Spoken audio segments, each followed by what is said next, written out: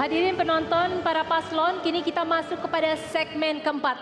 Dan segmen ini adalah debat antar kandidat dalam bentuk saling berargumen. Jadi debat terbuka dan untuk pertama kalinya kita akan melihat para calon wakil gubernur melakukan adu argumentasi. Peraturannya agak panjang, harap disimak baik-baik, termasuk juga untuk para pendukung. Yang pertama, masing-masing pasangan calon diberi kesempatan untuk memulai pertanyaan pembuka debat durasi maksimal 1,5 menit. Kemudian pasangan calon lainnya diberi kesempatan menyampaikan jawaban dalam waktu 1 menit. Kemudian paslon penanya maupun penanggap diberi kesempatan untuk memberikan argumen masing-masing dalam waktu 1 menit.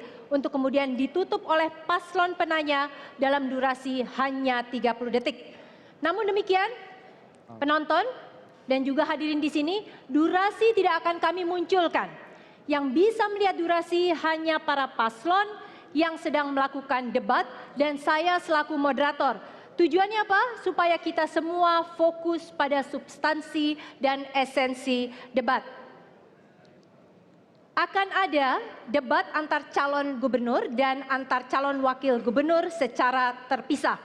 Dan saya ingatkan, tadi kita sudah berkomitmen, tepuk tangan hanya boleh dilakukan saat debat sudah selesai untuk masing-masing putaran. Saya minta kembali komitmennya pendukung paslon 2. Kita sepakat?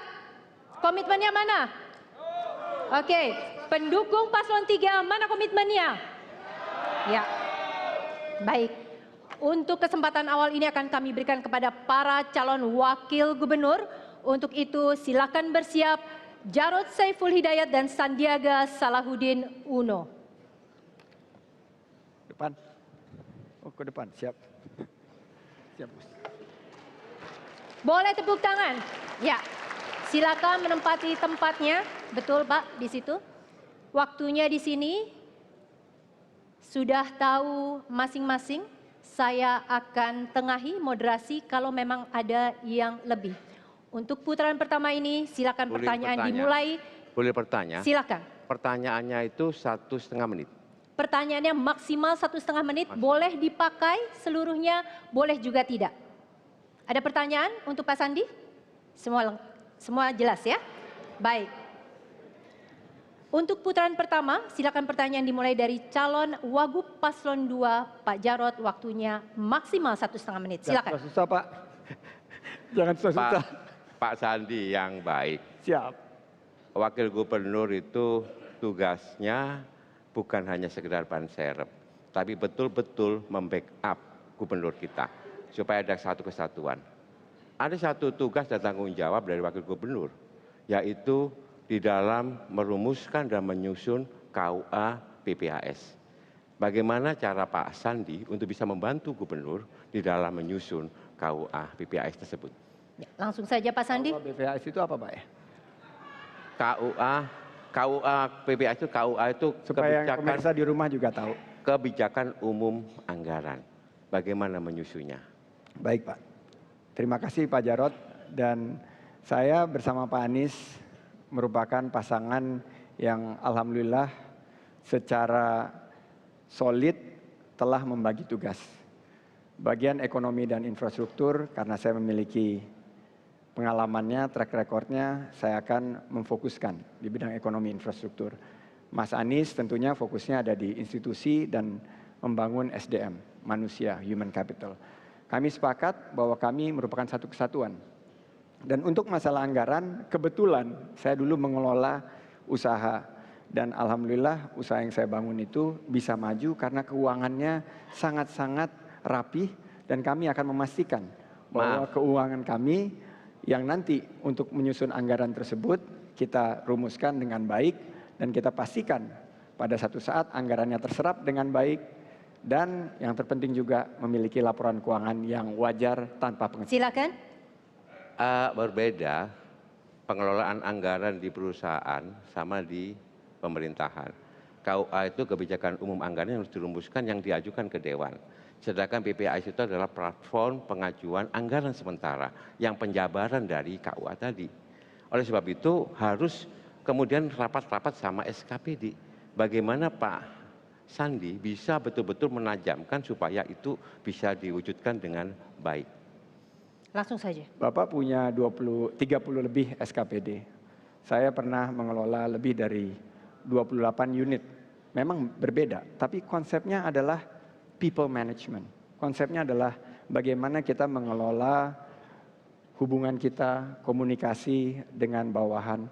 Saya memiliki konsep bahwa saya nggak pernah ada di kantor, Pak. Iya. Jadi saya terus ke kantor anak-anak buah saya, dan saya selalu menyamaratakan mereka. 3 hal yang selalu saya dorong. Kalau mereka berprestasi, kita apresiasi di depan publik. Ya. Kalau mereka Terima kasih. belum berprestasi, kita berikan motivasi. Tapi kalau mereka nyolong ketahuan, ya harus kita amputasi ya. Jadi begini, saya sampaikan berbeda karena di dalam menyusun KUHP-PAS itu harus juga merangkum pendapat musrenbang melalui musrenbang.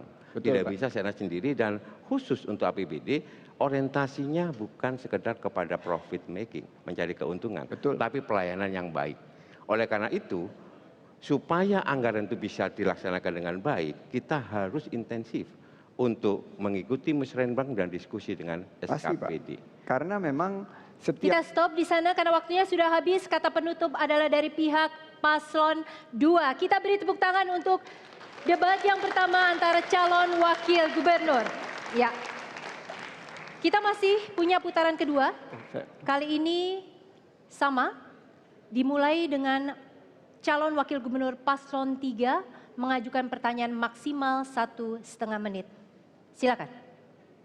Pak Jarod, Ya. di sini lebih dari 4 komunitas yang hadir, juga banyak warga Jakarta yang sekarang H2C, harap-harap cemas karena sebentar lagi mau masuk Lebaran dan biasanya harga bahan pangan itu melonjak tinggi. Saya waktu mulai proses ini 18 bulan belum ada Pak Anies dulu. Masih Sendiri saya ya? sama teman Ahok waktu itu. Oh ya. Itu harga cabai masih sekitar angka 50.000.